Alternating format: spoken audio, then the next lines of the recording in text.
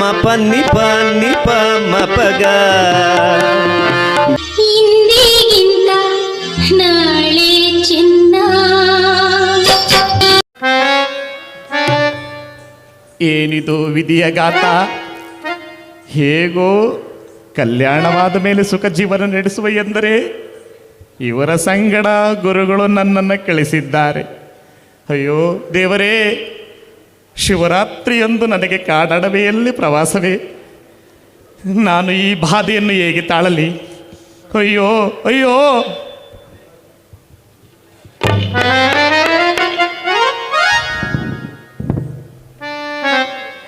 ಇನ್ನೂ ಅರಮನೆ ಬಿಟ್ಟು ಬರುತ್ತಿಲ್ಲ ಪಿಶಾಚಿ ಮುಂಡೆವು.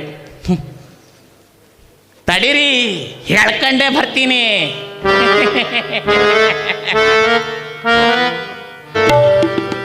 ದುರಾತ್ಮ, ಈ ಚಂಡ ಕೌಶಿಕನೊಡನೆ ನಿನ್ನ ಛಲವೇ. ನಾ ಮುನಿದೊಡೆ ಹರಿಹರ ವಿರಂಚಿಗಳು ಬೆದರುವವು. ನಾ ಇನಿರ್ಥೊಡೆ ಎನ್ನೋರ್ ಛಲಗೈಯುವುದೇ. ಕಾಣುವಿರಿ ಕಾನನದಲ್ಲಿ ಎನ್ನ ಜಾಲವನ್ನು ವಿಧ ವಿಧದಿಂದ ಚಲಿಸಿ ವಿಫಲಗೈವೆನು. ಕಸದಲ್ಲಿ ಚಿರಕಾಲ ಬಿದ್ದು ಕಂಗೆಡುವೆ. ಕೊನೆಗೆ ಕೌಶಿಕನಿಗೆ ಕ್ಷಮೆಯಾಚಿಸುವೆ. ಆಗಿರುವುದು ನಿನ್ನ ಆಡಂಬರದ ಡಂಬಾಚಾರ. ದೇವಿ, ಇದೇ ಥರ ಸಿದ್ಧತೆ?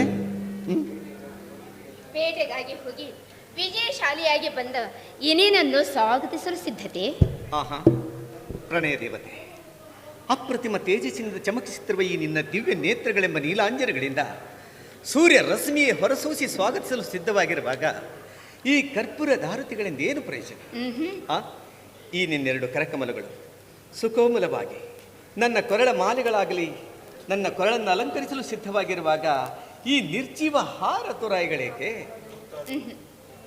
ನೋಡಿ, ಬೇಟೆಗಾಗಿ ಹೋಗಿ ವಿಜಯಶಾಲಾಗಿ ಬಂದಿದ್ದೀರಾ ಅಂದಾಗ ನಾನು ನಿಮ್ಮನ್ನು ಹೂ ಮಾಲೆಗಳಿಂದ ಹಾಕಿ ನಿಮ್ಮನ್ನು ಕರ್ಪೂರದ ಆರತಿಯನಿಂದ ಸ್ವಾಗತಿಸಬೇಕೆಂದು ಮಾಡಿದ್ದೇನೆ.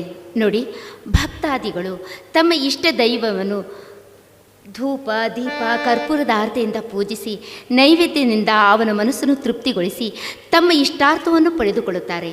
ಅದರಂತೆ ನಾನು ನನ್ನ ಇಷ್ಟ ದೈವವನ್ನು ಹಾರತು ರಾಯಿಗಳಿಂದ ಶೃಂಗರಿಸಿ ಕರ್ಪೂರದ ಆರತಿ ಎತ್ತಬೇಕೆನ್ನುವುದೇ ನನ್ನ ಮಹದಾಸೆ.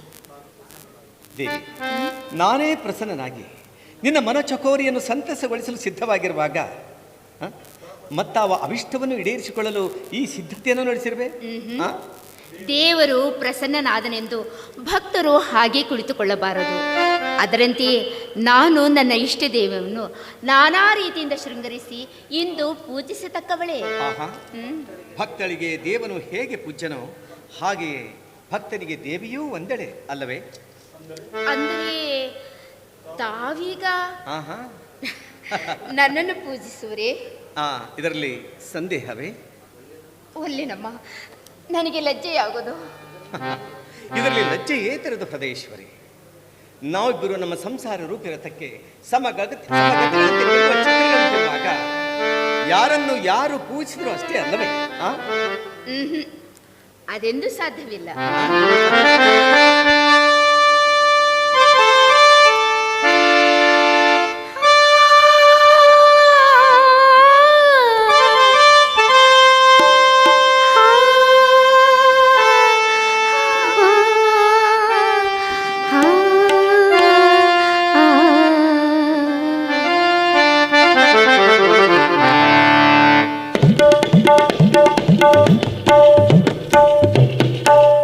ಸಪ್ತಸ್ವರ ಮೋಹಿನಿ ಸುಹಾಸಿನಿ ಮನೋಲ್ಲಾಸಿನಿ ಸುಹಾಸಿನಿ ಮನೋಲ್ಲಾಸಿನಿ ಪ್ರಣಯ ತರಂಗಿಣಿ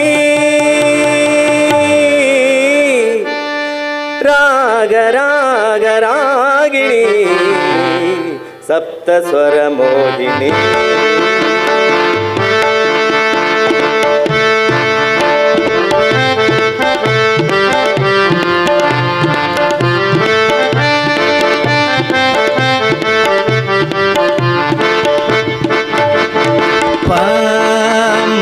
ನಿ ಪ ನಿ ಪ ಮ ಪ ಗ ಗ ಮ ಪ ನಿ ಸಾ ಸಾ ನಿ ಪ ಪ ಮ ಪ ಪ ಮ ಗ ಗ ಸ ನಿ ಸ ಗ ಮ ಪ ನಿ ಸಾ ಸಾ ಸಾ ಸಾ ಸ.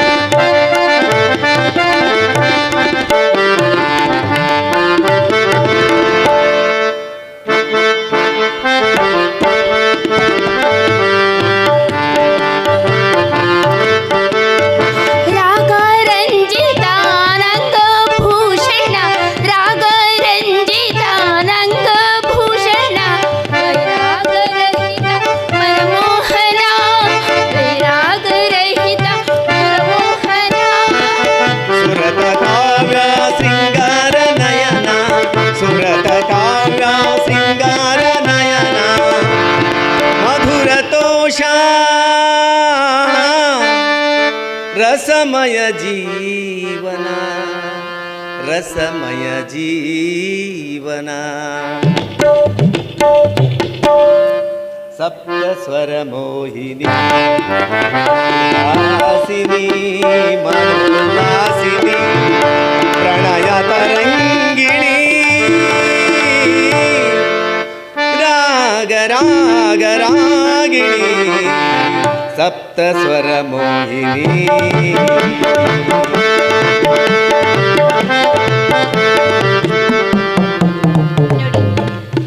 ನೀವೇನೇ ಹೇಳಿದ್ರು ಕೂಡ ನಾನು ಮಾತ್ರ ಮೊದಲು ನಿಮ್ಮನ್ನು ನಾನೇ ಪೂಜಿಸತಕ್ಕವಳು. ಹಾ ಹಾ, ಅಂದರೆ ಈ ದೇವಿ ಇಷ್ಟವೇ ಈ ದೇವನ ಇಷ್ಟ ಅಲ್ಲವೇ?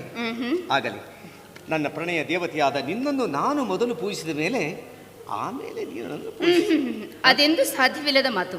ನೋಡಿ, ಬೇಟೆಗೆ ಹೋಗಿ ವಿಜಯಶಾಲಿಯಾಗಿ ಬಂದವರು ನೀವು ಅಂದಾಗ ನಾನು ಮೊದಲು ನಿಮ್ಮನ್ನು ಪೂಜಿಸುವೆನು. ಆಗಬಹುದು ಆಗಬಹುದು.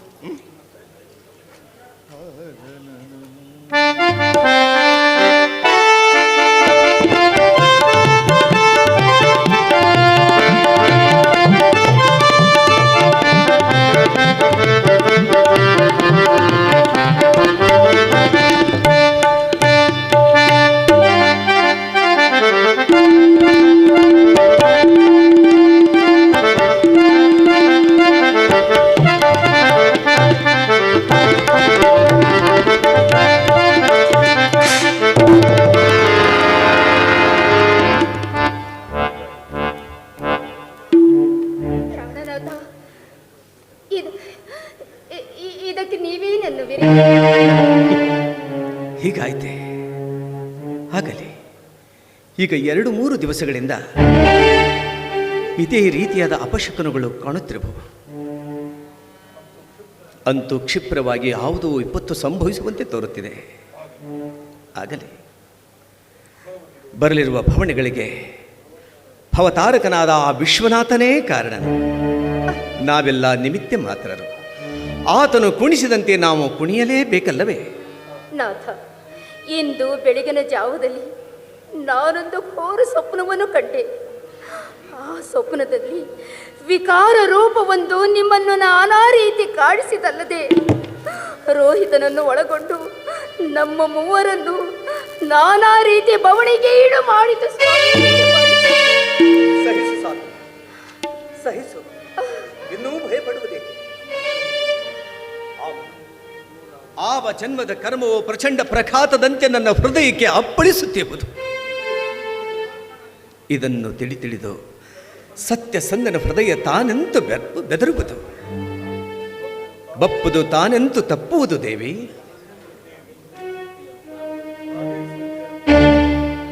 ಅಮ್ಮ, ತಾಯಿ, ರಾಜರಾಜೇಶ್ವರಿ, ಸಕಲ ಸಾಮ್ರಾಜ್ಯವು ದೂರವಾದರೂ ಈ ನನ್ನ ಮನ ಎಂದೂ ಅಳುಕುದು. ಭವದ ಭೋಗವಂ ನಾನು ಬಯಸೆನು. ನೀನು ನೀಡಿದ ದುಗುಡವನ್ನು ಮನಸಾರೆ ನಾನು ಅನುಭವಿಸಲು ಸಿದ್ಧಳಿದ್ದೇನೆ. ಇದಕ್ಕೆ ತಪ್ಪಿ ನಡೆದದ್ದಾದರೆ ನನ್ನ ಆಣೆ, ನನ್ನ ಪತಿಯ ಆಣೆ, ನನ್ನ ಮಗುವಿನ ಆಣೆ ಆಗಿದೆ. ಆದರೆ ಪ್ರತಿದಿನವೂ ಇನಿಯನ ನಗು ಮಗುವು ಕಾಡದಿದ್ರೆ ನಿನ್ನಾಣೆ ಆಗಿದೆ ತಾಯಿ, ನಿನ್ನಾಣೆ ಆಗಿದೆ.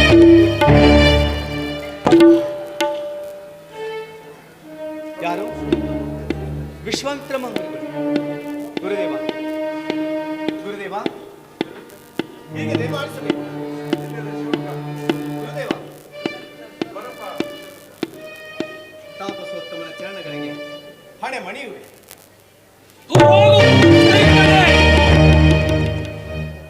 ನನ್ನ ಪಾದಗಳನ್ನು ಮುಟ್ಟಬೇಡ ಪಾಪಿಯೇ. ಸತ್ಯಸಂಧನಂದು ಜಗತ್ತೇ ನಿನ್ನನ್ನು ಸುಮ್ಮನೆ ಕೊಂಡಾಡುವುದು ಅಧಮಾಧಮ. ಗುರುದೇವ, ಕೋಪವಶರಾಗಿ ತಮ್ಮ ಪವಿತ್ರ ಪಾದಗಳಿಂದ ನನ್ನನ್ನು ದೂರ ಮಾಡಿದರೆ ಏಕೆ? ನಾನು ಮಾಡಿರುವ ಅಪರಾಧವಾದರೂ ಏನು ಗುರುದೇವ? ನೃಪಾಧಮ, ಬಾಯಿ ಮುಚ್ಚು. ನನಗೆ ಪ್ರತ್ಯುತ್ತರ ಕೊಡುವ ಧೈರ್ಯವು ನಿನ್ನಲ್ಲಿ ಬಂದಿದೆ. ಯತಿವರ, ಶಾಪ ಕೊಡುವುದಕ್ಕೆ ನಾನು ಮಾಡಿರುವ ಅಪರಾಧವಾದರೂ ಏನು? ದಯವಿಟ್ಟು ಶಾಂತಿಯನ್ನು ಸಹಿಸಿ ಹೇಳಬೇಕು. ನೀನು ಏನು ಅಪರಾಧವನ್ನು ಮಾಡಿಲ್ಲವೋ? ಸ್ವಾಮಿ, ಸ್ವಪ್ನದಲ್ಲಿಯೂ ಸಹ ನಾನು ನಿಮಗೆ ದ್ರೋಹ ಬಗೆಯುವ ಚಿಂತೆ ಮಾಡಿರುವುದಿಲ್ಲ. ಇದಕ್ಕೆ ನಿಮ್ಮ ಪವಿತ್ರ ಚರಣಗಳೇ ಸಾಕ್ಷಿ. ಕಲಾಗ್ರಣಿ, ನಿನ್ನಷ್ಟಕ್ಕೆ ನೀನೇ ಮಹಾ ಸಂಪನ್ನೆನೆಂದು ಬೊಗಳುತ್ತಿರುವೆಯಲ್ಲ. ನನ್ನ ಆಶ್ರಮದ ಮಕ್ಕಳಂತಿರುತ್ತಿದ್ದ ಮೃಗಗಳನ್ನು ಏತಕ್ಕೆ ಸಂಹರಿಸಿದಿ? ಮುನಿಕುಲ ತಿಲಕ, ಆ ಕ್ರೂರ ಮೃಗಗಳು ನನ್ನ ಪ್ರಜೆಗಳಿಗೆ ಸಹಿಸಲು ಸಾಧ್ಯವಾದ ತಾಪವನ್ನು ಕೊಟ್ಟಿದ್ದರಿಂದ ಅವುಗಳನ್ನು ವಧಿಸಿದೆನಲ್ಲದೆ ಮದ ಮೋದನೆಗಾಗಿ ಅಲ್ಲ. ಪ್ರಜರನ್ನು ಪುತ್ರರಂತೆ ಕಾಪಾಡುವುದು ರಾಜಧರ್ಮವಲ್ಲವೇ? ಗುರುದೇವ, ಈ ವಿಷಯವನ್ನು ತಾವು ಸಹಾನುಭೂತಿಯಿಂದ ಪರಾಂಬರಿಸಬೇಕೆಂದು ತಮ್ಮಲ್ಲಿ ಬೇಡಿಕೊಳ್ಳುತ್ತೇನೆ. ಅದು ಇರಲಿ. ಮೃಗಯಾಹ ವಿಹಾರದಿಂದ ದಣದಿ ಎಂದು ನನ್ನ ಆಶ್ರಮದ ಕನ್ಯೆಯರು ನಿನ್ನ ಮನೋದನೆಗಾಗಿ ಸಂಗೀತ ನೃತ್ಯಾಭಿನಯಗಳನ್ನು ತೋರಲಾಗಿ ಸಂತುಷ್ಟವಾಗಿ ಅವರ ಅಭೀಷ್ಟವನ್ನು ಪೂರ್ಣಗೊಳಿಸಿ ಅವರ ಹೃದ್ಗತವನ್ನು ತಿಳಿದುಕೊಂಡು ಅವರನ್ನು ತುಚ್ಛೀಕರಿಸಿ ಸೇವಕರಿಂದ ದೂಡಿಸಿ ಅಪಮಾನ ಮಾಡಿದ ಕಾರಣವೇನು? ದಯಾಸಾಗರ, ಇದರಲ್ಲಿ ಕಿಂಚಿನ್ ಮಾತ್ರವಾದರೂ ನನ್ನ ದೋಷವಿರುವುದಿಲ್ಲ. ನಾನು ಅವರಿಗೆ ಯಾವ ಅಪಮಾನವನ್ನೂ ಮಾಡಲು ಬಯಸಿದವನೂ ಅಲ್ಲ. ಅವರ ಕಲಾ ನೈಪುಣ್ಯಕ್ಕೆ ಹರ್ಷಿತನಾದ ನಾನು ಅವರು ಯಾಚಿಸಿದ ಬಹುಮಾನವನ್ನು ಧರ್ಮ ವಿರುದ್ಧವಾಗದಂತೆ ಕೊಡುವೆನೆಂದು ಮಾತ್ರಕ್ಕೆ ಅವರು ನನ್ನಲ್ಲಿ ಧನ ಕನಕ ವಸ್ತ್ರಾಭರಣಗಳನ್ನು ಯಾಚಿಸದೆ ಅಂಗಸಂಗವನ್ನು ಬಯಸಿದರೆ ನಾನವರನ್ನು ಕೂಡುವ ಬಗೆಯಂತೂ ಪರಮಾತ್ಮ. ಸುಜ್ಞರಾದ ತಾವೇ ವಿಚಾರ ಮಾಡಿ ಗುರುದೇವ. ಬಾಯಾಡಂಬರಿಯೇ, ಅವರಿಗೆ ವಚನ ಕೊಟ್ಟಂತೆ ಅವರನ್ನು ಸೇರಿ ಸೌಖ್ಯವನ್ನು ಹೊಂದು, ಇಲ್ಲವಾದರೆ ಸತ್ಯಭ್ರಷ್ಟನಾದನೆಂದು ಬೊಗಳಿ ಬಿಡು. ಗುರುವರ, ಅವರು ಅದನ್ನೊಂದನ್ನು ಬಿಟ್ಟು ನನ್ನ ಸಕಲ ಸಾಮ್ರಾಜ್ಯವನ್ನು ಬೇಡಿದ್ದರೂ ಕೊಡುತ್ತಿದ್ದೇನೆಯೇ ಹೊರತು ಇಲ್ಲವೆಂದು ಯಾವ ಕಾಲಕ್ಕೂ ಹೇಳುತ್ತಿರಲಿಲ್ಲ. ಎಲ್ಲೋ ನೃಪಾಲು, ನುಡಿದ ಮಾತಿಗೆ ತಪ್ಪಿದಾದೆಂತು ನಿನ್ನ ಸಾಮ್ರಾಜ್ಯವನ್ನು ಕೊಡುತ್ತಿದ್ದಿಲ್ಲವೋ ನಾ ಕಾಣೆ. ಅವರು ನಿನ್ನ ಸಾಮ್ರಾಜ್ಯವನ್ನು ಬಯಸುತ್ತಿದ್ದರೂ ಕೊಡುತ್ತಿದ್ದೀಯಲ್ಲವೇ? ನಿಸ್ಸಂದೇಹವಾಗಿ ಕೊಡುತ್ತಿದ್ದೆ ಮುನಿಕುಲೋತ್ತಮ. ಹಾಗಾದರೆ ಸ್ವಪ್ನದಲ್ಲಿ ನೀಡಿದ ರಾಜ್ಯವನ್ನು ಮೊದಲು ನನಗೆ ಕೊಡು, ಆಮೇಲೆ ಮುಂದಿನ ವಿಚಾರ. ಇಲ್ಲವೇ ಸತ್ಯಭ್ರಷ್ಟನಾದನೆಂದು ಬಗಳು ಬಿಡು, ಬಂದ ಮಾರ್ಗದಿಂದ ಮರಳಿ ಹೋಗುತ್ತೇನೆ. ಸ್ವಾಮಿ ತಾಪಸೋತ್ತಮ, ತ್ರಿಕಾಲದಲ್ಲಿಯೂ ಆತ್ಮನು ಒಬ್ಬನೇ ಇರುವನು. ಹೀಗಿರುವಾಗ ಸ್ವಪ್ನದಲ್ಲಿ ನೀಡಿದ ರಾಜ್ಯವು ಸಟಿಯೆಂದು ಅದು ಹೇಗೆ ನಾನು ನುಡಿಯಲಿ? ಸ್ವಪ್ನದಲ್ಲಿ ನೀಡಿದಂತೆ ನನ್ನ ರಾಜೈಶ್ವರ್ಯಗಳನ್ನು ಮೊದಲುಗೊಂಡು ಸಕಲ ಸಾಮ್ರಾಜ್ಯವನ್ನು ಜಾಗೃತಿಯಲ್ಲಿಯೂ ದಾನ ಕೊಡುವೆನು. ದಯವಿಟ್ಟು ಸ್ವೀಕರಿಸಿ ನನ್ನನ್ನು ಕೃತಾರ್ಥನನ್ನಾಗಿ ಮಾಡಿ. ಒಪ್ಪಿದೆ ಸತ್ಯಸಂಧ, ಒಪ್ಪಿದೆ. ನೀನೇನೋ ನಿನ್ನ ಸರ್ವವಸ್ವವನ್ನು ದಾನ ನೀಡುವೆ, ಆದರೆ ಇದಕ್ಕೆ ನಿನ್ನ ಸತಿ ಪುತ್ರಿಯರು ಸಮ್ಮತಿಯನ್ನಿತ್ತರೆ ಮಾತ್ರ ಸ್ವೀಕರಿಸಿವೆ. ಆಗಲಿ ಗುರುದೇವ. ತಾರಾಮತಿ, ರೋಹಿತಾಶ್ವ, ಈ ಕೂಡಲೇ ಉದಕವನ್ನು ತೆಗೆದುಕೊಂಡು ಬನ್ನಿ.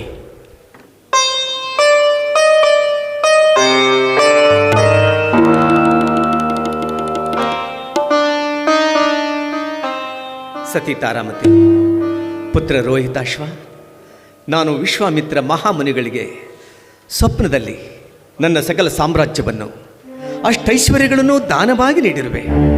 ಅದರಂತೆ ಜಾಗೃತಿಯಲ್ಲಿಯೂ ನೀಡಲು ಬಯಸಿರುವೆನು. ಇದಕ್ಕೆ ತಮ್ಮ ಸಮ್ಮತಿ ಇದೆ ತಾನೇ? ತಾರಾಮತಿ, ನಿನ್ನ ಪತಿಗೆ ಹುಚ್ಚು ಹಿಡಿದಿದೆ. ಜಗತ್ತಿನಲ್ಲಿ ನಾನು ಸತ್ಯಸಂಧನೆಂದು ಮರೆಯಬೇಕೆಂಬ ಸ್ವಾರ್ಥ ಕಾಮುಕತೆಯಂತೆ ನಿನ್ನ ಸರ್ವಸ್ವವನ್ನೇ ದಾನ ನೀಡುವನು. ಇದಕ್ಕೆ ನಿನ್ನ ಅನುಮತಿ ಇರುವುದೇ? ನೋಡು, ನಿಮಗೆ ನಿಲ್ಲಲು ಸ್ಥಳವಿಲ್ಲದಂತೆ ಆಗುವುದು ಜೋಕೆ. ಮುನಿಕುಲೋತ್ತಮ, ಅಬಲೆಯಾದ ನನಗೆ ತಾವು ಈ ರೀತಿ ಉಪದೇಶ ಮಾಡುವುದೇ? ಉಣ್ಣುವ ಅನ್ನದಲ್ಲಿ ವಿಷವಿಕ್ಕವಳು ನಾನಲ್ಲ. ತಾರಾಮತಿ, ಈಗ ನನ್ನ ಮಾತುಗಳು ನಿನಗೆ ರುಚಿಸಲಿಕ್ಕಿಲ್ಲ. ಆಮೇಲೆ ಪಶ್ಚಾತ್ತಾಪ ಪಡಬೇಕಾಗುತ್ತದೆ. ನಂತರ ಮನದಲ್ಲಿ ಮಿಡುಕಿ ಹೀನರೆಂದೆನಿಸಿಕೊಳ್ಳಬೇಡ. ಪೂರ್ವಾಪರ ವಿಚಾರ ಮಾಡಿ ನಿನ್ನ ಒಡೆಯನಿಗೆ ಒಡಲಾಭವನ್ನು ನಿವೇದಿಸು.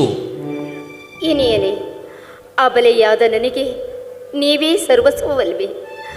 ಪತಿಯೇ ನನ್ನ ಸರ್ವಸ್ವ ಎಂದು ತಿಳಿದುಕೊಂಡಿರುವ ನನಗೆ ಇನ್ನೆಲ್ಲಿಯೇ ಸ್ವಾತಂತ್ರ್ಯ? ಅದು ಅಲ್ಲದೆ ಪತಿ ಮಾಡುವ ಕಾರ್ಯದಲ್ಲಿ ವಿಘ್ನವನ್ನುಂಟು ಮಾಡಿದರೆ ನಾನೆಂಥ ಸತಿ ಎನಿಸುವೇನು? ಮುನಿಗೆ ದಾನ ಮಾಡಲು ನನ್ನಪ್ಪಣೆ ಕೇಳಬೇಕೇ ತಾವು? ನಿಮಿಷ ಕಳೆಯದೇ ದಾನವನ್ನು ನೀಡಿ. ತಾರಾಮತಿ, ನೋಡು, ಸಂಪೂರ್ಣ ವಿಚಾರ ಮಾಡು.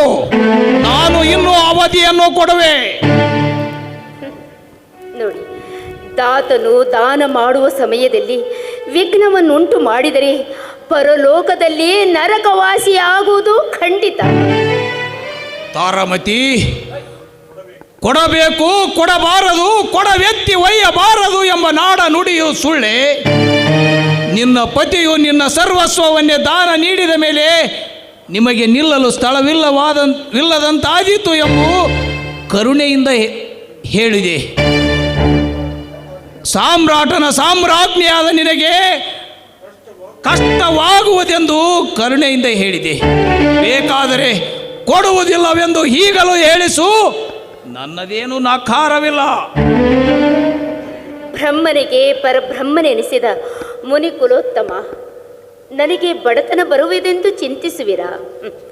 ಸಮುದ್ರ ರಾಜನು ತನ್ನಲ್ಲಿರುವ ಎಷ್ಟೋ ಜಲರಾಶಿಗಳನ್ನು ಮೇಘರಾಜನಿಗೆ ನೀಡಿದರೆ ಸಮುದ್ರ ರಾಜನಿಗೆ ನೀರಿನ ಕೊರತೆಯಾಗುವುದೇ? ನನ್ನ ಪತಿಯು ಸರ್ವ ಸಾಮ್ರಾಜ್ಯವನ್ನು ತ್ಯಾಗ ಮಾಡಿದರೂ ಕೂಡ ನನಗೆ ಮುಕ್ತಿಯ ಸಾಮ್ರಾಜ್ಯ ದೊರೆಯುವುದು ಸ್ವಾಮಿ, ಮುಕ್ತಿಯ ಸಾಮ್ರಾಜ್ಯ ದೊರೆಯುವುದು. ಇವಳಂತೂ ನನ್ನ ಮಾಯಾ ಜಾಲಕ್ಕೆ ಬಲಿಯಾಗಲಾರಳು. ತಾರಾಮತಿ, ನಿನ್ನ ಇಚ್ಛೆಯಂತೆ ನಡೆ. ನನ್ನ ಹಿತೋಪದೇಶಕ್ಕೆ ಕಿವಿಗೊಡದಿದ್ದರೆ ಕಷ್ಟವು ಕಟ್ಟಿಟ್ಟಿದ್ದೆ. ಇನ್ನು ರೋಹಿತನನ್ನು ವಿಚಾರಿಸುವ. ಇನ್ನು ಗುರುಗಳ ದೃಷ್ಟಿ ನನ್ನ ಮೇಲೆ ಬೀಳುವಂತೆ ಕಾಣುತ್ತದೆ. ಆಗಲಿ, ಸತ್ಯಕ್ಕೆ ಸಾವಿಲ್ಲವಷ್ಟೇ. ಅಪ್ಪಾಜಿಯವರು ವಚನ ನೀಡಿದ್ದಾಗಿದೆ, ಎಲ್ಲವೂ ಆಗಿದೆ. ನನ್ನನ್ನೇಕೆ ವಿಚಾರಿಸುವುದು? ತ್ರಿಶಂಕುವಿನ ಗುರುಗಳಿಗೆ ತ್ರಿಶಂಕುವಿನ ಕಾಲ ಬಂದಂತೆ ಕಾಣುತ್ತದೆ. ನನ್ನನ್ನೇಕೆ ವಿಚಾರಿಸುವುದು? ಶಾರ್ದೂಲದ ಗರ್ಭದಲ್ಲಿ ಶ್ವಾನವು ಜನಿಸಬಹುದೇ? ಮಗು ರೋಹಿತ, ನಿನ್ನ ತಾತನು ವಚನ ಕೊಟ್ಟನೆಂದು ಒಣ ಹೆಮ್ಮೆಯಿಂದ ಕೀರ್ತಿ ಕಾಮಕನಾಗಿ ತನ್ನ ರಾಜ್ಯವನ್ನೇ ನನಗೆ ಭಿಕ್ಷೆ ನೀಡಿ ನಿಮ್ಮನ್ನು ಭಿಕ್ಷುಕರನ್ನಾಗಿ ಮಾಡುವನಂತೆ. ಇದಕ್ಕೆ ನಿಮ್ಮ ಸಮ್ಮತಿ ಇರುವುದೇ? ಇದೋ ಮಗು, ಆ ಮಹಾವಿಷ್ಣುವು ಬಲಿ ಚಕ್ರವರ್ತಿಯ ಬಳಿಗೆ ಬಂದು 3 ಪಾದ ಭೂಮಿಯನ್ನು ಕೇಳಿದನಂತೆ. ಆಗ ಮಹಾವಿಷ್ಣುವಿನ ಬಲಿಚಕ್ರ ಕಪಟವನ್ನೇ ಅರಿಯದ ಕೇವಲ ಕೀರ್ತಿ ಕಾಮಕನಾಗಿ ಬಲಿಯು ಕೊಟ್ಟನೆಂದು ಉದಕ ಬಿಟ್ಟನಂತೆ. ಕೂಡಲೇ ವಾಮನ ಮೂರ್ತಿಯು ಭೂಮಿಗೊಂದು ಪಾದವನ್ನು, ಆಕಾಶಕ್ಕೊಂದು ಪಾದವನ್ನಿಟ್ಟು ಮತ್ತೊಂದು ಪಾದ ಭೂಮಿಯನ್ನು ಕೇಳಲಾಗಿ ಬಲಿಯು ತನ್ನ ಮಸ್ತಕದ ಮೇಲಿಡಂದನು. ಕೂಡಲೇ ನಾರಾಯಣನು ಬಲಿಯು ತನ್ನ ಮಸ್ತಕದ ಪಾದವನ್ನಿಟ್ಟು ಅವನನ್ನು ಸೃಷ್ಟಿಯ ಸಪ್ತಾವರಣದ ಕೆಳಗಿರಿಸಿ ಅವನ ಗರ್ವವನ್ನಳಿದು ಇದ್ದ ಬೆರೆದುಗಳನ್ನೆಲ್ಲ ಸೆಳೆದುಕೊಂಡು ಹೋದನಲ್ಲ, ಇದರಿಂದ ಆ ಬಲಿ ಚಕ್ರವರ್ತಿಯು ಕೆಡಲಿಲ್ಲವೇ? ಆ ಬಲಿ ಚಕ್ರವರ್ತಿಯು ಕೆಟ್ಟನೆಂದ ಮಾತ್ರಕ್ಕೆ ನಾನೆಷ್ಟು ಒಪ್ಪೆನು? ಏಕೆಂದರೆ ನಾರಾಯಣ ನಾಮದ ಭಕ್ತಿಗೆ ಮೆಚ್ಚಿ ಪಾತಾಳದಲ್ಲಿ ಪ್ರತೀಂದ್ರನ ಪದವಿಯನ್ನು ಕೊಟ್ಟು ಅವನ ಬಾಗಿಲನ್ನು ಕಾಯ ಹತ್ತಿದ ಎಂದು ವಿಶ್ವಕವಿಯ ಕವನವು ಸದಾ ಸಾರುತ್ತಿರುವುದು. ಎಲಾಟಕ್ಕ, ನನ್ನ ಬೆರಳುಗಳನ್ನು ನನ್ನ ಕಣ್ಣಲ್ಲಿ ಚುಚ್ಚಿದೆಯಾ? ಏಕೆ ಗುರುಗಳೇ ಮೌನವನ್ನು ಧರಿಸಿದಿರಿ? ಸಾಕು ಮಂದಮತಿಯೇ, ಬಾಯಿ ಮುಚ್ಚು. ಅಲ್ಪಮತಿ ಎಂದು ಹಿತೋಕ್ತಿಗಳನ್ನು ಹೇಳಲು ಬಂದರೆ ನನಗೆ ಮರಳಿ ಬುದ್ಧಿ ಹೇಳಲು ಬಂದಿರುವೆಯೋ? ನಿಮ್ಮ ಗರ್ವ ಒಡೆಯದೆ ಉಳಿಯಲಾರದು. ಹರಿಶ್ಚಂದ್ರ, ಗುರುದೇವ, ತರಿಸು ಉದಕವನ್ನು ಬೇಗನೆ. ಮೂವರು ಸೇರಿ ದೇಶ, ಕೋಶ, ದುರ್ಗ, ಬಲ ಸಕಲೈಶ್ವರ್ಯಗಳನ್ನು ದಾನ ನೀಡುವೆನೆಂದು ಉದಕವನ್ನು ಬಿಡಿರಿ.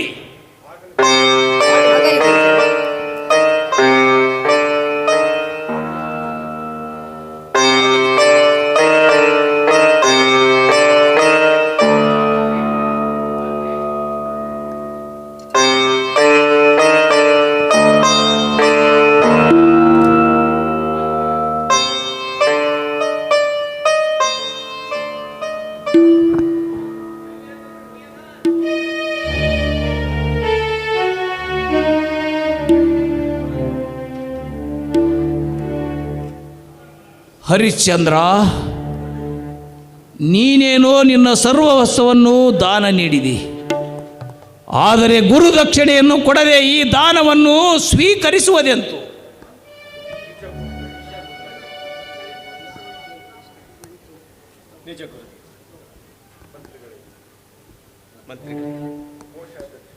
ಕೋಶಾಧ್ಯಕ್ಷರಿಗೆ ಹೇಳಿ 1,000 ನಾಣ್ಯವನ್ನು ಗುರುಗಳಿಗೆ ಗುರುದಕ್ಷಿಣೆ ತರಲು ತಿಳಿಸಿ.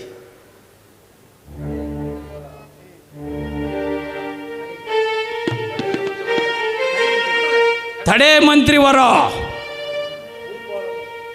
ಭೂಪಾಲನು ತನ್ನ ಸರ್ವವಸ್ವನ್ನೇ ನೀಡಿದ ಮೇಲೆ ಈ ಭಂಡಾರದ ಮೇಲೆ ಇವನ ಅಧಿಕಾರವೆಲ್ಲಿಂದ ಬಂತು? ಒಪ್ಪಿದೆ ಯತಿವರ. ಸ್ವಲ್ಪ ಸಮಯಾವಕಾಶವನ್ನು ಕೊಟ್ಟರೆ ಏನಾದರೂ ಒಂದು ಕೆಲಸವನ್ನು ಮಾಡಿ ತಮ್ಮ ಗುರು ದಕ್ಷಿಣೆಯನ್ನು ಕೊಟ್ಟು ಗುರು ಋಣದಿಂದ ಮುಕ್ತನಾಗುವೆನು. ಧರಣೀದವ, ನೀನು ನಿನ್ನ ಸರ್ವಸ್ವವನ್ನು ದಾನ ನೀಡುವಿ. ಈ ನನ್ನ ರಾಜ್ಯದಲ್ಲಿ ನಿಂತು ಗುರುದಕ್ಷಿಣೆಯನ್ನು ಕೊಟ್ಟರೆ ಗುರು ಋಣದಿಂದ ಮುಕ್ತನಾಗಲಾರಿ. ತಮ್ಮ ಮಾತು ಸತ್ಯವಿರುವುದು ಯತಿವರ. ನನಗೆ ಕೊಂಚ ಕಾಲಾವಕಾಶವನ್ನು ಕೊಟ್ಟರೆ ಏನಾದರೂ ಒಂದು ದುಡಿಮೆ ಮಾಡಿ ತಮ್ಮ ಹಣ ಕೊಟ್ಟು ಗುರು ಋಣಿಯಿಂದ ಮುಕ್ತನಾಗುವೆನು. ಒಳ್ಳೆಯದು. ನಕ್ಷತ್ರಿಕಾ, ನೀನು ಇವರ ಜೊತೆಯಲ್ಲಿ ಹೋಗಿ ನನಗೆ ಕೊಡತಕ್ಕ ಗುರುದಕ್ಷಿಣೆಯನ್ನು ತೆಗೆದುಕೊಂಡು ಬಾ. ಅಯ್ಯೋ ಗುರುದೇವ, ನಾನು ಮಾತ್ರ ಇವರ ಸಂಗಡ ಹೋಗೋದಿಲ್ಲ ಗುರುದೇವ. ಮತ್ತಾರನ್ನಾದ್ರೂ ಕಳಿಸಿ, ನಾನಂತೂ ಹೋಗುವುದಿಲ್ಲ. ಅದೇಕೋ? ಮಾರ್ಗದ ಮಧ್ಯದಲ್ಲಿ 3 ಜನ ಸೇರಿ ನನ್ನ ಕತ್ತರಿಸಿದರೆ ನಮ್ಮ ಅಪ್ಪನಿಗೆ ನಾನು ಅವರನೇ ಸುಪುತ್ರ. ನಾನಿರುವೆನಲ್ಲ, ನಿನಗೇಕೆ ಭಯಪಡುವೆ? ಅಯ್ಯೋ ಗುರುದೇವ, ನೀವೇನೋ ಇಲ್ಲಿ ಇರ್ತೀರಿ, ಆದರೆ ಅಲ್ಲಿ ಹೋಗಿ ಪೇಚಾಡೋದು ನಾನಲ್ಲವೇ? ಮಾರ್ಗದಲ್ಲಿ ಇವರು ತಪ್ಪಿಸಿಕೊಂಡರೆ ನೀವು ನನಗೆ ಶಾಪ ಕೊಡುವಿರಿ. ಅಯ್ಯೋ ಗುರುದೇವ, ಇವರ ಸರ್ವ ಆಸ್ತಿಯನ್ನು ನಿಮಗೆ ದಾನ ಮಾಡಿರುವಾಗ ಅದನ್ನು ಅನುಭವಿಸಿದ್ ಬಿಟ್ಟು ಯಾರು ನಡೆದರಯ್ಯ ಈ ಅಡವಿಯಲ್ಲಿ? ಅಯ್ಯೋ, ಎಲ್ಲೋ ಇವರನ್ನು ಶಾಪದಿಂದ ಬಂಧಿಸಿ ಕೊಡುವೆ. ನಿರೂಪಾಯ. ಗುರುದೇವ, ನನಗೆ ಇವರು ಗುರುದಕ್ಷಿಣೆಯನ್ನು ಕೊಡುವುದಾದರೆ ಮಾತ್ರ ನಾನು ಇವರಂದ್ರೆ ಹೋಗುತ್ತೇನೆ, ಇವರ ಜೊತೆಲಿ ಹೋಗುತ್ತೇನೆ.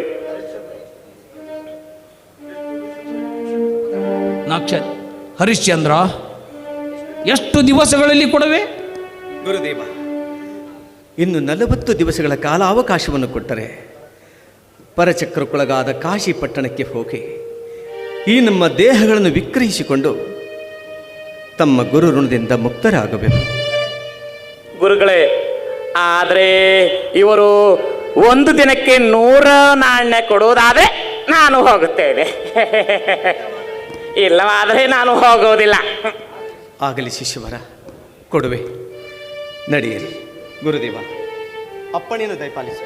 ಒಳ್ಳೆಯದು, ನೀವಿನ್ನು ಹೊರಡಿ. ಹೇ ಅಖಿಲ ಅಯೋಧ್ಯ ಸಾಮ್ರಾಜ್ಯ ಪ್ರಜೆಗಳ ಮಂಗಲ ಸ್ಥಾನವಾದ ಪರಮ ಪವಿತ್ರ ಸಿಂಹಾಸನವೇ, ಇದುವರೆಗೂ ನಿನ್ನ ಸನ್ನಿಧಾನದಲ್ಲೇ ಸತ್ಯ, ನ್ಯಾಯ, ನೀತಿ, ಧರ್ಮ ಸೂತ್ರಗಳನ್ನು ಆಧರಿಸಿ ರಾಜ್ಯಭಾರವನ್ನು ಮಾಡಿರುವೆ. ಈ ಘಳಿಗೆಯೋಳು ನನ್ನಿಂದ ಅರಿತೋ ಅರಿಯದೆಯೋ ಯಾವುದಾದರೂ ಅನುಚಿತ ಕಾರ್ಯವು ಘಟಿಸಿದಲ್ಲಿ ಕ್ಷಮಿಸುವುದಾಗಲಿ. ಹೇ ರವಿವಂಶ ಸಾಮ್ರಾಜ್ಯ ದೇವತೆ, ನಿನಗಿದು ನನ್ನ ಕೊನೆಯ ಪ್ರಣಾಮಗಳು. ವೃಕ್ಷದೊಳು ಕಲೆತಿರುವ ನಿಮ್ಮ ವಸ್ತ್ರಾಭರಣಗಳನ್ನು ತೆಗೆದಿಟ್ಟು ಹೋಗಿ. ಪಕ್ಷಿ ಕೂಟ ನಕ್ಷತ್ರಿಕಾ, ಬಾಹಿಗೆ. ಅಸ್ಥಿರವು ಸಂಸಾರ. ತಿಳಿಯಿತೆ, ಹೊರಡು. ಪರಿಪರಿಯಾಗಿ ಕಾಡಿಸಿ ಇವರನ್ನು ಸತ್ಯಭ್ರಷ್ಟನನ್ನಾಗಿ ಮಾಡಬೇಕು. ತಿಳಿಯಿತೆ, ಹೊರಡು. ನನಗೆ ಹೇಳಿಕೊಡಬೇಕೆ? ಎಷ್ಟೇ ಆಗಲಿ ನಾನು ವಿಶ್ವಾಮಿತ್ರ ಗುರುಗಳ ಶಿಷ್ಯನಲ್ಲವೇ? ನನಗೆ ಬಿಡಿ, ಆಮೇಲೆ ನೋಡಿ.